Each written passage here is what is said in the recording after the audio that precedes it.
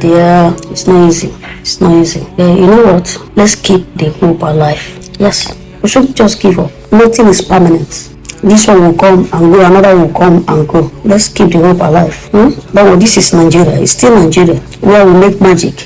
It will happen. I believe in this country. I believe if it is bad today, somehow it will be better tomorrow, okay? The message I have for Nigerians who probably have lost hope, who probably have lost faith in the system, is that they should not give up. I mean, there's no society regenerates through apathy of its citizens. No society regenerates when people fold their hands and watch things go bad. Yes, we may not have a perfected electoral system, but it is not something that we should give up on. We must continue to engage the system. We must continue to ask the right questions. We must continue to believe that we will get our elections right someday. So if you are one of those Nigerians who probably has lost hope, who think that things can never go right, this is my message to you. Do not give up. It can get better. Yes, we thought we were very close with the last elections, and of course things went south, fortunately. Today, here we are. So I believe that that was what happened the 2023 general elections is a clear signal to any discerning mind that truly we can actually get the kind of leadership that we want. Yes, the electoral body did not do enough to engender this hope in many Nigerians, but INEC cannot be bigger than the rest of us. We must continue to engage INEC, must continue to let INEC know that INEC is a government, parastatal government agency funded by the taxpayers' money. So they would rather be ready to do the right thing, do the bidding of Nigerians, or face the wrath of Nigerians. And in facing the wrath of Nigerians, I'm not here advocating for, a revolution or something as many people probably want to think. No, when we begin to hold our leaders accountable, truly they would know that it cannot always be business as usual. What happened at the 2023 general elections was a shame, was a sham, something that nobody should be proud about. We expect that some persons, some individuals by now should have voluntarily resigned from their post. But here is Nigeria.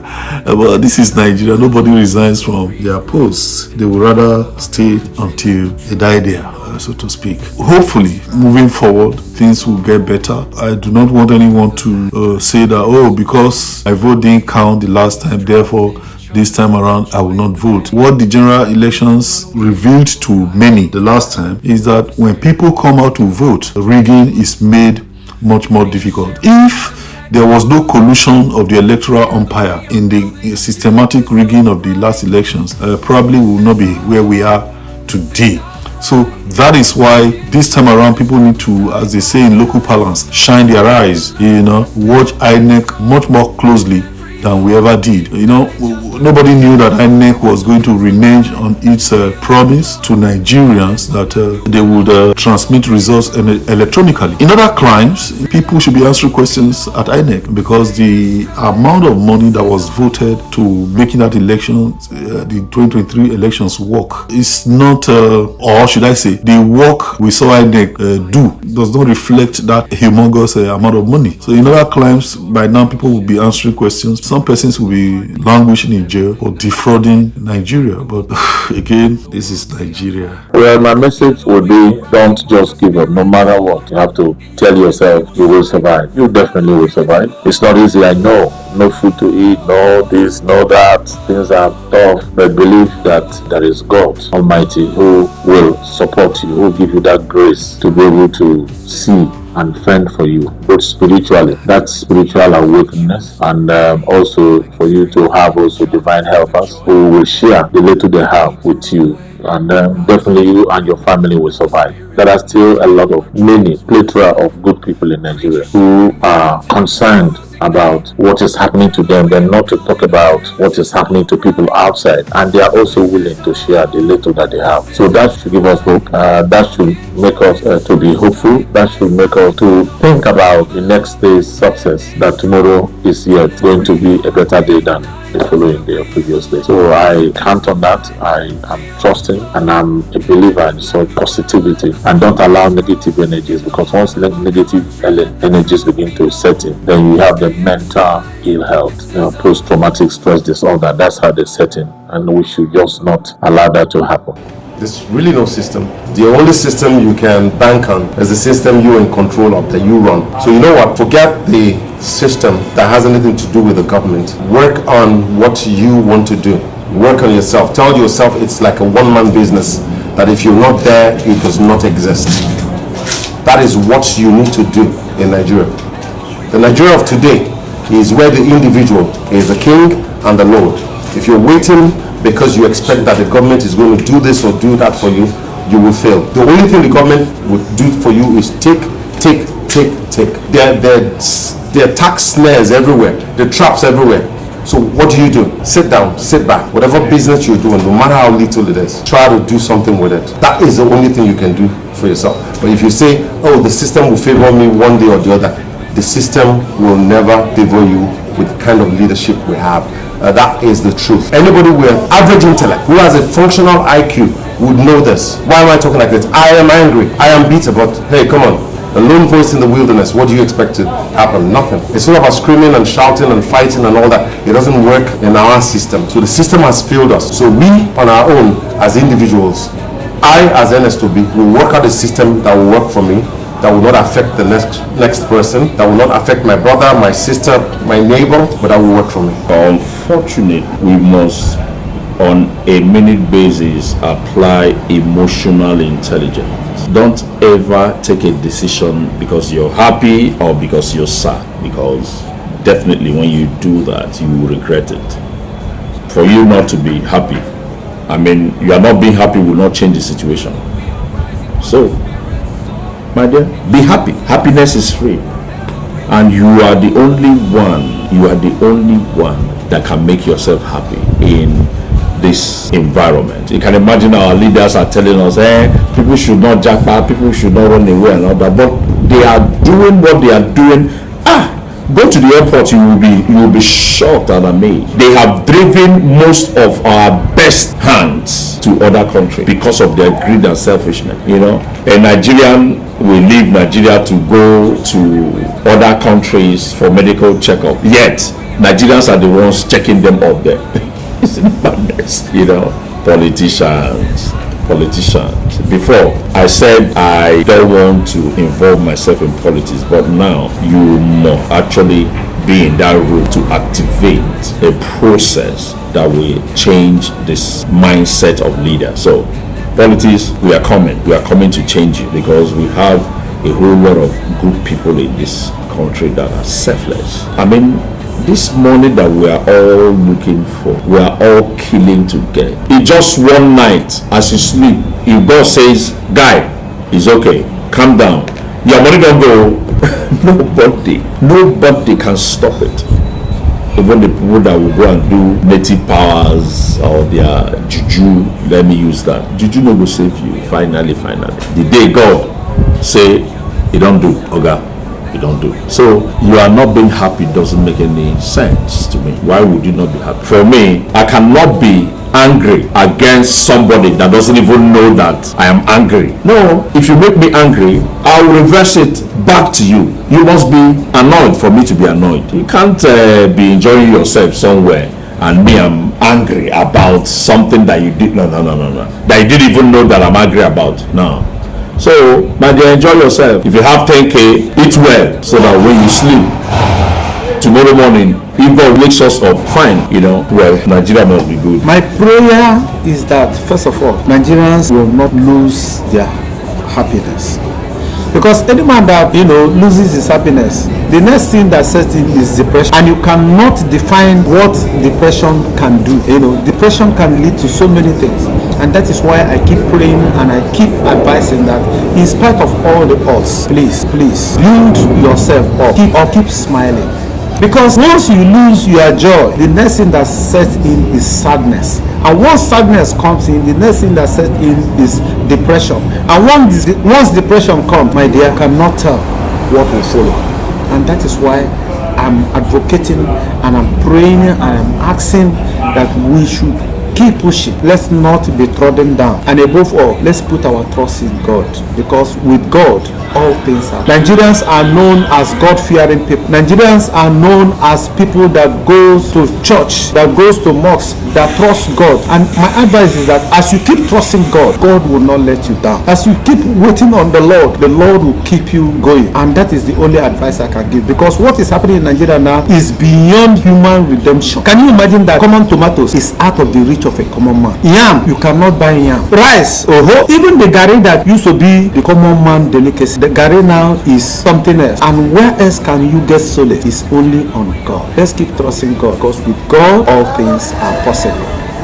Well, the message I have for Nigerians who are not happy, who are on the receiving end of this grinding meal of suffering, just to fall back on that tenets and teachings of the Holy Book, Bible, that always have faith, always persevere. The message, and another message I have, wear that spirit of an average Nigerian, resilience, endurance, that things will be better. It can't be this way. It can't be. During a better time, we thought we are on the lowest point of our life, but here we are, still living. Bad times will come, bad times will go. Let the bad time teach us how to be innovative, how to step back, review the situation, and come back with vigor, come back with more determination. One thing that helps Nigeria as it is our population. Whatever you produce or whatever service you have, there are markets for that. Think out of the box. Believe in yourself, because I am of the school that each person has one talent or two that he can turn into a hobby which will eventually bring in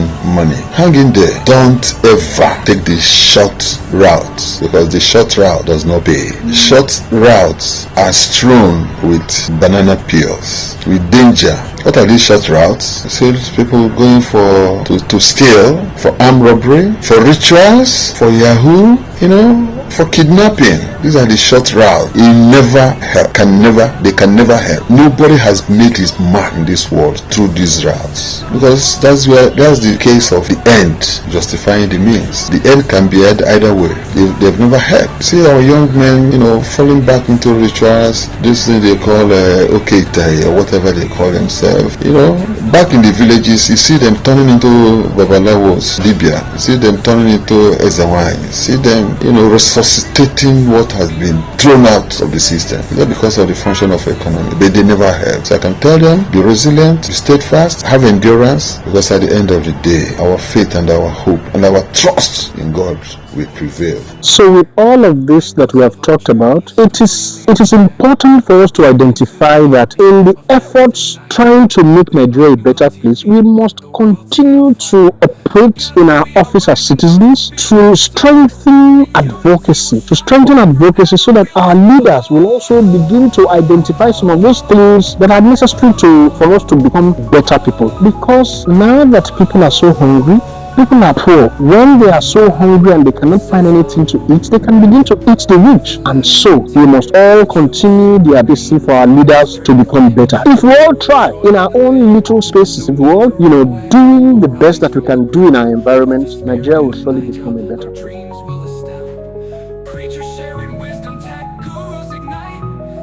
My way, whether I will leave this country with my family. Okay, let me tell you the truth. Do you know why people are leaving the country? Do you know why people are jackpot? People are leaving the country because things are hard. They are looking for where they can find a greener pasture. They are looking for where they will go to work and come back, and there will be 24/7 light. They are looking for where they will pay tax and see the usefulness of that tax, the benefit of that tax. Do you understand me? They are looking for where they will go when they come back. There will be water. They are looking for where they will go when they come back. When they are driving, the roads will be smooth. They are looking for where they will go when they come back. They will sleep at night without the horror of gunshots and the shout, people running helter-skelter because of insecurity. That's what they're looking for. They're looking for where they will have job security, where when you're working, you're sure not tomorrow they will just sack you for nothing. So those are the reasons. And no, that's what they're living. They're looking for where they will give their child or their children or what the best education, where the children will go to school and learn in a very conducive environment. People are looking for, and so much more. So that's where they're living. So Nigerian government, you know what to do so that they will stop living. You don't be harsh. Provide. Is absolute no. No without thinking. Unequivocal no. You see, if people, there are some people that have spent humongous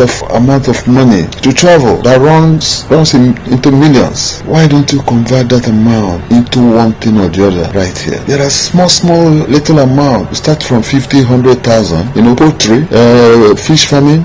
All those. Those bagged farming. I cannot, and I will not Japan. I won't even. All my children are here. They can only travel out there for studies, and at the end of the day, they will come back. Because going out of this country, it has a lot of risks. Some people fall back on being a stowaway, sitting uncomfortably in the undercarriage of a plane. You see some people dying in the desert. Okay, you have the money, you travel conventionally. When you get over there, do menial jobs, some wash cups, some are professional mourners in funeral, some doing some other inexplicable type of job. I recall in our earlier in the 80s and 90s, people that travel outside the country are the people that could not pass JAMB, and they may not have the resilience to keep taking the JAMB examination.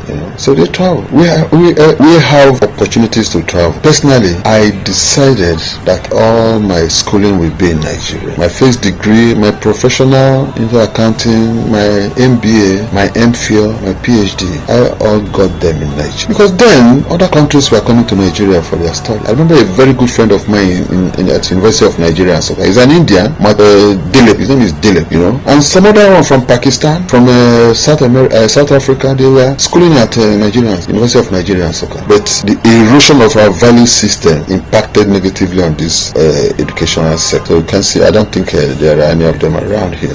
So people that stay over here to eke out a living are people who actually got into university in Nigeria. So the Japa syndrome wasn't there then. You could say because the Japa syndrome is a function of our economy, But Nigeria still offers a huge opportunity. Why are Indians staying in Nigeria? All nook and crannies of Nigeria is Chinese people. What are they doing that we can't do much better, given our local knowledge and even competence and resilience of Nigeria? So to that question, I will not, and I will not encourage anybody to do that. Okay, look at even as we speak now. Look at the anti-immigration all over the place. Discrimination. No place is like home. You can never be like an American or a European. Can never be like, and they will never accept you completely as one of them. So that intrinsic human, frailty in terms of discrimination is still well and alive all over there. So that's why most of the guys that have Japa, they are neither here nor there. You are not fully accepted as one over there, and over here you can't stand the heat of being Nigerian. So why don't you stay over here and salvage the little life God has given? I hope I've answered. If I have my way,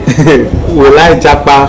Yes and no. If I have my way, I will Japa and stay for the period of leisure and come back. But permanent Japa, I don't think so. At this time and age, what will I be doing if I Japa in that place? Will I be washing plates? Or will I be cleaning? Pardon my language. I will be cleaning. It's not possible. So the only thing I will do is to Japa and enjoy for the period of that leisure, and I will come back. And my advice is that those of us that are of this age that are still Japa, please think it again, because you go there, brother need to work enter brother house anyhow. This one na my papa brother, they there. Before you come, you make a call, and if they say come, and most times they don't tell you come. They say I'm already out. I'm on duty. I'm going to work. Nobody takes care of anybody. Nobody gives a hoot about anybody's welfare. It's only in Nigeria that you walk into your brother's house without even knocking at the door. You say who there? I'm not gonna open. I don't come. But there, nobody opens for you. If you come, the way you take come, so you go take go. So for me, permanent Japa at this age and time, for me, no. But for the younger ones, well, it's possible. But for those of us, for this our papa level, it go hard for us to Japa permanently. Well, me personally, maybe not, because at a certain time there are some decisions there are some actions you'll not be able to take. Probably because I have a very strong belief that things may still get better. Plus the fact that Nigeria is such an interesting place where things may not be good for the last 5 years, but the next year things can actually change and become better. There are a lot of opportunities. However, because you see, I have adult children, and if they so desire, I will actually support their desire if they express a desire to travel and relocate and live outside Nigeria, because it does not matter that I believe sincerely in Nigeria, but who knows, situations may begin to get worse, and they may not have the kind of patience that I have to insist on staying and roughing it out here. So that's just my position. Japa, no. I love to travel. I love to see new places. I love to go to other places to at least learn their culture. But relocating permanently to another country, no, I wouldn't want to do that. Because here in Nigeria, we build so much into the family. We have relationships we don't want to lose. In Nigeria, we don't take our old people to home. In Nigeria, our old, our young, we stay together and we learn from one another. I want to retire possibly in a farmhouse, and where my grandchildren will have access to me, just like I have access to my own grandparents and my parents. I don't want to stay in a place where I will die lonely. I don't want to go to a place where I can't access my neighbor's barn, where I can access my neighbor, where I need to notify my neighbor before I come. I live in a country where I can close from anywhere and knock at your door and I'll be welcome. It's only in Nigeria that somebody tells you to come and eat while eating, and the person genuinely wants you to come and eat with him. We share the family value and everything. I wouldn't want to miss out on that. So because of that, I wouldn't want to japa to anywhere. Prosperity is what you want it to be. Prosperity for us here is not material things. Prosperity here is the family we have, and for me, I don't want to lose out on that part of prosperity. I have my ways, but I decided I am not going anywhere. Not that I have too much money, no, but I cannot do the kind of job that most of the people that want to japa will do. But if I'm going for my professional course, fine, I will go, learn it, come back to impact on our citizens. Because for me, I always pray every day, God, keep me alive till the age of old age to exhibit and to spread your goodness on earth, because God is good. So japa for what? Where you will stay, you won't have you won't have any right. In Nigeria, we'll die here. I'm not going anywhere. I have the apparatus. You don't have any right to even deny me visa. You will tell me why. Why would I want to? No, for what? I can go learn one or two things, come here and put it in my business. I'm a filmmaker. A filmmaker is universal. So am I going there now to start washing plates or to start taking care of the elderly when I'm being treated like a king here? No, it's not the money. See, I've always said any problem that money can solve is not a problem. Can we discuss it? Don't worry. Let's wait for another day for this topic to be discussed. That's a good one. If I have my way, if I'll leave the country with my family, leaving the country with my family is not the best answer. For me, I think we'll continue to do our best here. Unless opportunities come for me, my children can leave to go and for greener pastures, but I'll be here with my wife and to roughing things out. I do believe that we will survive, and because it is our wish and prayer that our children survive wherever they are, where things are planned properly, where things are normal, where things like electricity is no longer a problem, where issues that bother on short-term plan and long-term plan are implemented, and set objectives and goals with a lot of parameters are met with precision. That way, our younger ones will give themselves some kind of template and say, in the next 3 years or in the next 5 years, of course, I will have done X, Y, Z and be successful. But unfortunately, our environment, our system today does not give us that kind of assurance. And I'm not surprised that many people are also, youths are also leaving.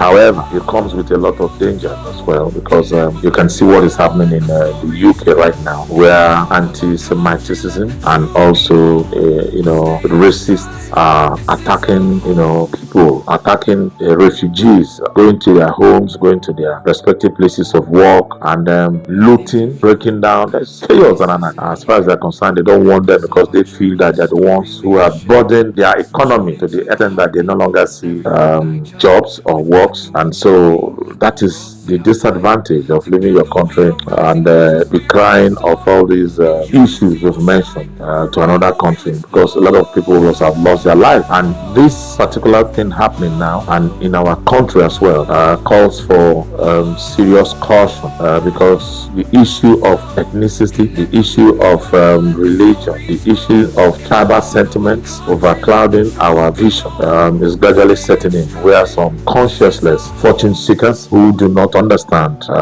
where we are coming from are calling for war or trying to blame one ethnic group or the other for their woes. We must nip it in the bud before it escalates, because if it does escalate, everybody, not just one, everybody will be affected. A lot of people calling for wars have not seen wars. I personally have seen war. Nigerian Biafran situation. I was born before the Nigerian Biafran war, and I have seen war, and I know that war is not good. I have seen pregnant women. I have seen pregnant women cut open. I have seen heads cut off from their head. I've seen blood. I've seen gory images that has not helped my mental side. So that up to today, let us also remember what the Tutsis and their brothers alike who fought, and we had so many millions of people who lost their lives. Today, Rwanda as a nation have come together, and they have identified themselves as one country, one nation. Try and first be for them, they are Rwandans rather than Tutsis and Mutsus. It is very, very important that we see ourselves as Nigerians, even though there are limiting factors to a lot of people who feel that they are not wanted or they are not desirous of being in the entity or a nation called Nigeria. But let us also remember that in calling for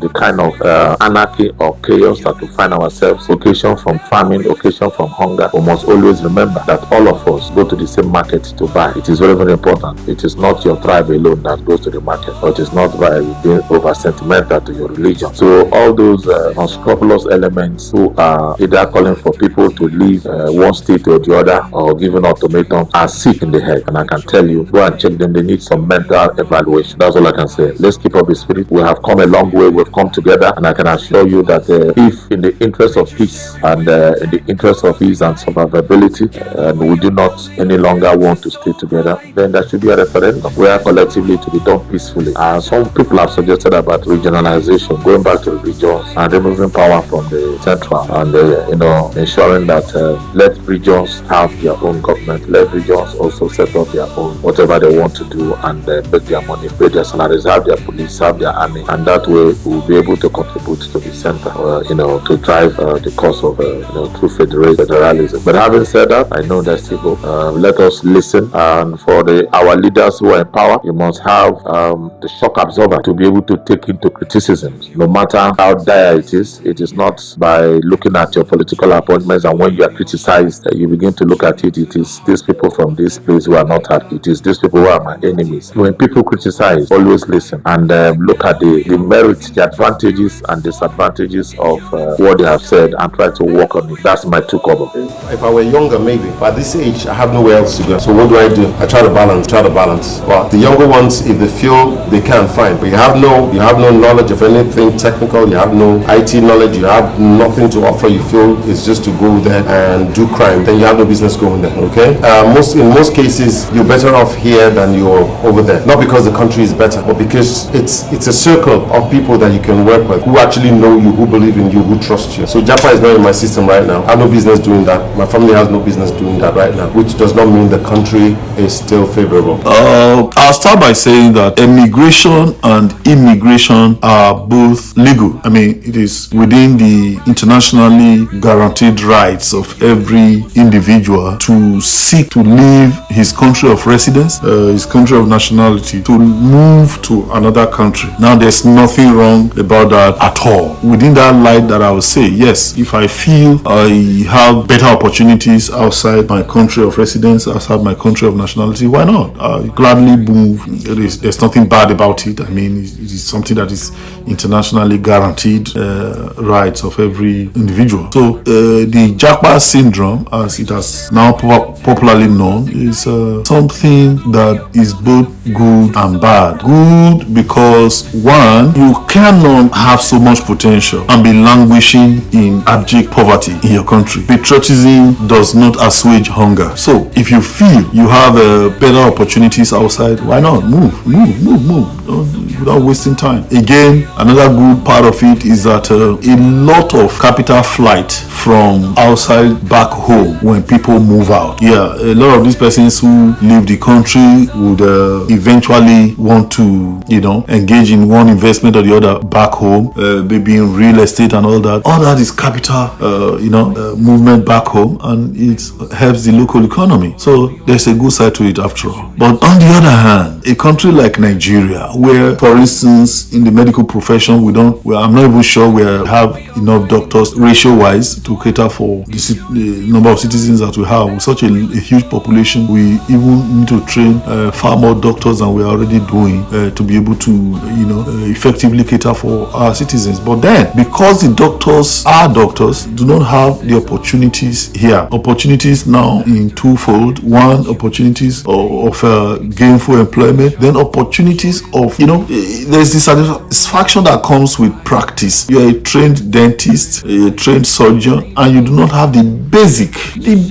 equipment, the basic facilities you need to engage in your practice. It can be depressing. It can be a reason why anybody wants to move. So what that movement now does to us is that whereas we don't even have enough to cater for our citizens, the already shortfall that we have are still also living with something they call a brain drain. That's the sad aspect of it. The other sad aspect is when we talk of those who engage in illegal migration. People have been heard to perish in the Atlantic Ocean because of desperation. They just want to leave the country. They just want to get to Europe by any means possible. And that has led to unnecessary loss of human lives. So that aspect makes it very sad. But in general, to encapsulate that question in just a few words, yes, if I do have the opportunity, or rather, if I feel that the system here no longer giving me hope, it's become suffocating, and I do have the opportunity to move, gladly,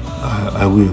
My name is Dr. Fred Anibo. I have a background in engineering, mechanical engineering. I have a first degree in mechanical engineering. I have an MBA in project management. I am a fellow of Institute of Chartered Accountant of Nigeria. I have an MPhil and I have PhD in business administration, majoring in entrepreneurship. I work in a private equity venture capital company in Lagos Island, Nigeria. I am the MD, the CEO of the company.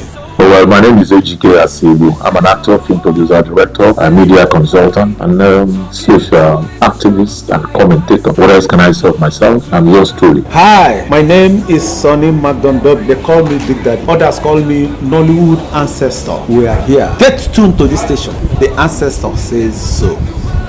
Hello people, my name is Emeka Enyochia. Most of you know me as Eze Bunafo, a filmmaker, an actor, a detribalized Nigerian, and a proud Igbo man. Hi everybody, my name is Ernest Obi. I'm a filmmaker. People call me Mindset, they call me Chief Priest, they call me so many other names. And I'm right here on Macnuel TV. I'm rolling with that, where truth is the salt of. Stay tuned. Listen, Macnuel TV is where you get all the juicy stories. Keep watching Macnuel. Do you know why? Because we do life-changing stories. We are not here to do skits, no. We are here to impart knowledge. So when you tune in, you must learn something when you watch our movie. Trust me.